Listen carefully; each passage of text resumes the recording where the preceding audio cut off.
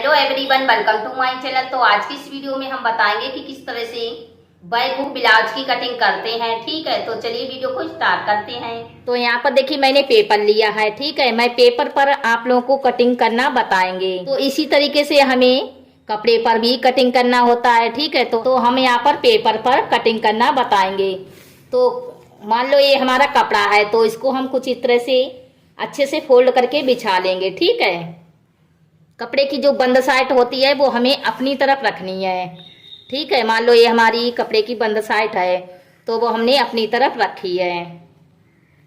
तो अब हम यहाँ पर क्या करेंगे, लंबाई नापेंगे। तो लंबाई हमारी यहाँ पर 12 इंच है और 2 इंच का यहाँ पर हमें मार्जिन लेना होता है।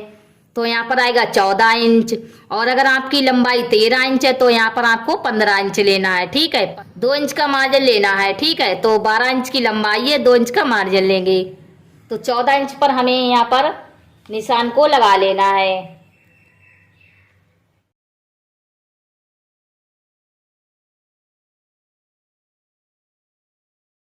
तो यहाँ पर देखिए मैंने कुछ इस तरह से निशान को लगा लिया है। तो अब हम यहाँ पर गले की चौड़ाई नापेंगे। तो गले की चौड़ाई हमें रखनी है 5 इंच। तो 5 को आधा करेंगे तो 2.5 इंच पर हमें निशान लगाना है। ठीक है,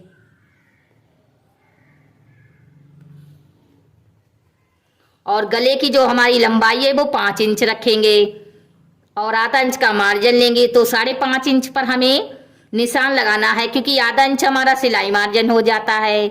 और अगर आप गले की लंबाई 6 इंच रखना चाहती हैं तो यहाँ पर आपको 6.5 इंच पर निशान लगाना है। ठीक है, तो यहाँ पर हम 5.5 इंच पर निशान लगाएंगे।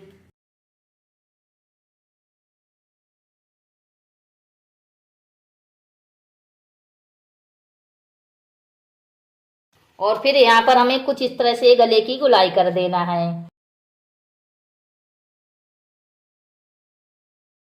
तो अब हम यहाँ पर शोल्डर की चौड़ाई नापेंगे। तो शोल्डर की चौड़ाई हमें रखनी है 2.5 इंच और आधा इंच का यहाँ पर भी हम मार्जिन लेंगे। तो 3 इंच पर हमें निशान लगाना है। और यहाँ से आर्मोल की लंबाई नापेंगे। तो आर्मोल की लंबाई हम यहाँ पर रखेंगे 6 इंच। तो 6 इंच पर निशान लगाएंगे।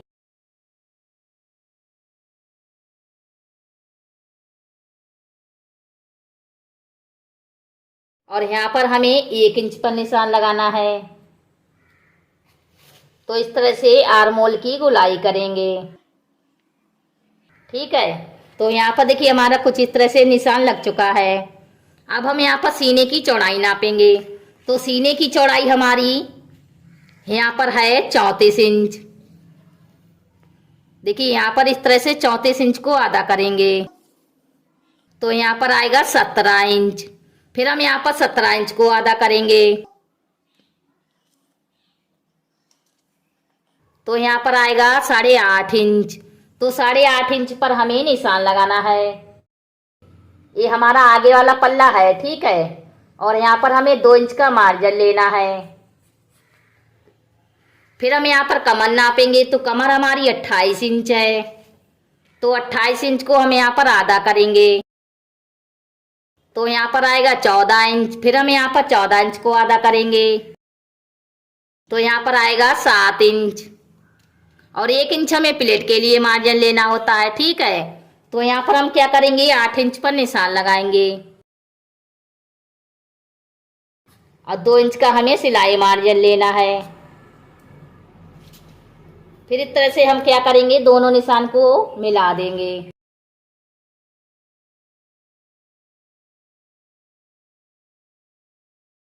तो देखिए इस तरह से हमारा आगे वाला पल्ले का निशान लग चुका है। अब हम यहाँ पर प्लेट का निशान लगा देते हैं। तो चौड़ाई की तरफ से हमें 3.5 इंच पर निशान लगाना है और लंबाई की साइड से हम यहाँ पर 4 इंच पर निशान लगाएंगे। तो इस तरह से एक सीधी लाइन खींचेंगे और यहाँ पर भी हमें आधा इंच पर निशान लगाना है और इस साइड से भी हम आधा इंच पर निशान लगाएंगे और इस तरह से तिरछे में लाइन खींचेंगे। ये वाली प्लेट हमारी 1 इंच चौड़ी से ली जाती है। ठीक है, तो यहाँ पर मैंने एक निशान लगा दिया है। अब हम यहाँ पर क्या करेंगे, दूसरा प्लेट का निशान लगाएंगे। तो यहाँ पर हम लंबाई रखेंगे 3.5 इंच और 2 इंच का हम यहाँ पर गैप लेंगे। तो इस तरह से सीधी लाइन खींचेंगे।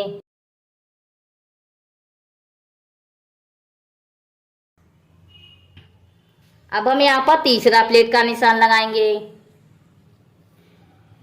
तो यहाँ पर हम 3.5 इंच पर निशान लगाएंगे और 2 इंच का यहाँ पर हमें गैप लेना है। तो इस तरह से दोनों निशान को मिला देंगे। ये वाली प्लेट भी हमारी आधा इंच चौड़ी सी ली जाती है। अब हम यहाँ पर चौथा प्लेट का निशान लगाएंगे। तो 2 इंच का यहाँ पर हमें गैप लेना है और इस तरह से तिरछे में लाइन खींचेंगे। ध्यान रखना है कि ये वाली प्लेट भी हमारी ये आधा इंच चौड़ी रहनी चाहिए, ठीक है। तो कुछ इस तरह से हमारा आगे वाले पल्ले का निशान लगाया जाता है। इसी तरीके से हमें मेन कपड़े पर भी कटिंग करना होता है, ठीक है। तो अब हम यहाँ पर इसकी कटिंग कर लेते हैं।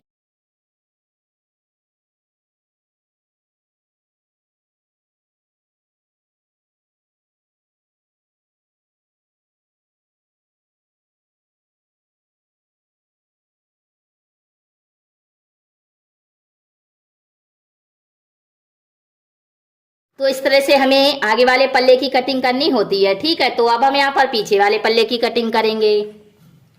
तो मान लो ये हमारा कपड़ा है और यहाँ पर जो कपड़े की बंद साइड है तो वो हमें अपनी तरफ रखनी है, ठीक है।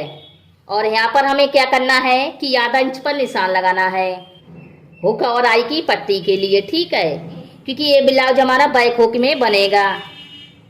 तो इस तरह से हमें एक सीधी लाइन खींच देनी है। अगर ये ब्लाउज हमारा बैक हुक का नहीं होता तो यहाँ पर हमें जो मार्जिन है वो हमें आगे वाले पल्ले पर लेना होता है, ठीक है। तो देखिए हमने आधा इंच पर निशान लगा दिया है। हमें क्या करना है, पल्ले को कुछ इस तरह से रखना है, ठीक है। देखिए यहाँ पर हमारा जो आधा इंच का मार्जिन है तो उसको हमने कुछ इस तरह से रखा है। उसके ऊपर हम यहाँ पर कैंची रख लेते हैं और फिर यहाँ पर हम क्या करेंगे, सेम निशान लगाएंगे। यहाँ पर हमें ऊपर से सेम निशान लगाना है और गले की चौड़ाई भी हम यहाँ पर सेम रखेंगे और साइड से भी हम यहाँ पर सेम निशान लगा देंगे।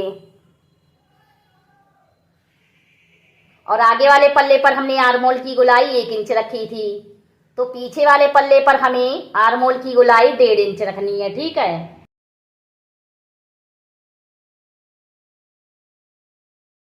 फिर हमें इस पल्ले को हटाना है और नीचे से हम क्या करेंगे, इस तरह से पीछे वाले पल्ले को आधा इंच छोटा रखेंगे।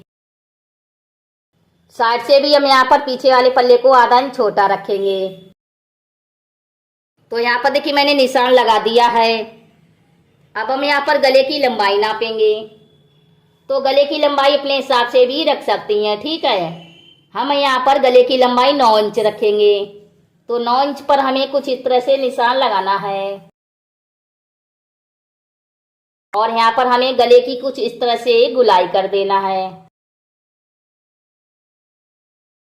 और यहाँ पर हम प्लेट का निशान भी लगा देते हैं। तो चौड़ाई में हमें 5 इंच पर निशान लगाना है और लंबाई की साइड से हम यहाँ पर 4 इंच पर निशान लगाएंगे। तो इस तरह से सीधी लाइन खींचेंगे। ये वाली प्लेट भी हमारी 1 इंच चौड़ी रहेगी, तो यहाँ पर निशान लगा देंगे।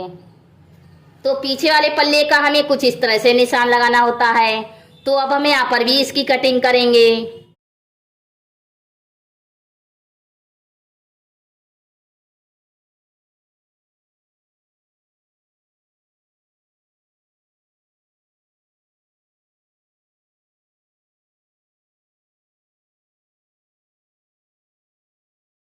तो यहाँ पर देखिए मैंने कुछ इस तरह से पेपर कटिंग पीछे वाले पल्ले की भी कटिंग कर दी है।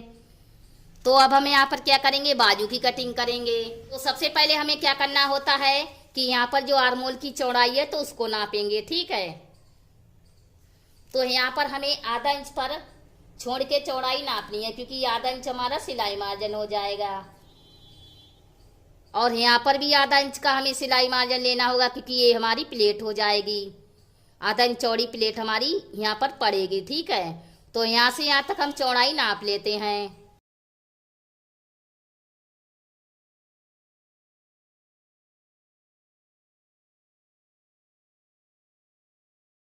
तो यहाँ पर हमारी जो बाजू की चौड़ाई है वो 7.5 इंच आ रही है और आधा इंच की हमारी प्लेट पड़ जाएगी। तो यहाँ पर हम क्या करेंगे, बाजू की जो चौड़ाई है वो 7 इंच रखेंगे, ठीक है।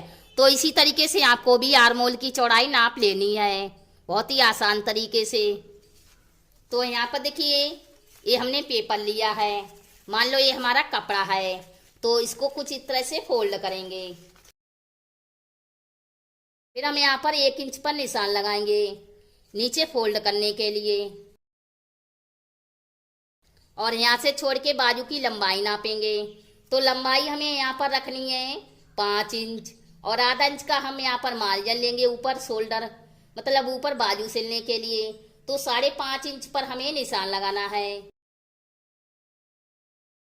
और बाजू की मोहरी हमारी यहाँ पर 6 इंच रहेगी, तो 6 इंच पर हमें निशान लगाना है।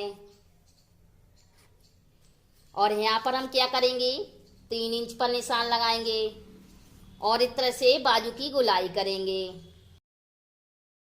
फिर हम यहाँ पर क्या करेंगे, बाजू की चौड़ाई नापेंगे। तो यहाँ पर हमारी बाजू की जो चौड़ाई थी वो 7 इंच आ रही थी, तो 7 इंच पर हमें यहाँ पर निशान लगाना है, और इस तरह से दोनों निशान को मिला देंगे। यहाँ पर हमारा 1 इंच का मार्जिन आ रहा है, देखिए आप लोग देख सकते हैं। तो यहाँ पर आपको क्या करना है कि चाहे तो 1 इंच का मार्जिन ले सकती हैं, और चाहे तो यहाँ पर आपको 2 इंच का मार्जिन लेना है, ठीक है। तो अब हम यहाँ पर क्या करेंगे, कटिंग करेंगे।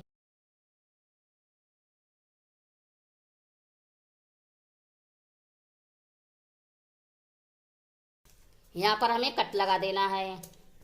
फिर हम यहाँ पर क्या करेंगे, आगे की साइड हल्की सी गहराई देंगे, क्योंकि ये वाला हिस्सा हमारा आगे की साइड रहता है, ठीक है। तो यहाँ पर क्या करेंगे, एक छोटा सा कट लगा देंगे, इससे हमें ध्यान रहेगा कि ये हमारा आगे वाले पल्ले पर आएगा। तो देखिए इस तरह से हमारी बाजू की भी कटिंग हो गई है, और इसी तरीके से हमें दूसरी भी बाजू कटिंग कर लेनी है, ठीक है। तो आप लोग देख सकते हैं हमने किस तरह से बैक हुक ब्लाउज की कटिंग करना सिखाया है। तो इसी तरीके से कपड़े पर भी कटिंग होता है, और मैंने यहाँ पर पेपर पर कटिंग करना सिखाया है। तो उम्मीद करती हूँ कि ये वीडियो आपको ज़रूर पसंद आई होगी। पसंद आई है तो लाइक शेयर सब्सक्राइब करना ना भूलें, और बेल आइकन को भी दबा दें, जिससे जो हमारी आने वाली वीडियो है वो आप लोग को सबसे पहले मिल जाएगी। तो मैं मिलती हूँ अपनी अगली वीडियो में, तब तक के लिए बाय बाय। आखिर तक वीडियो देखने के लिए थैंक यू।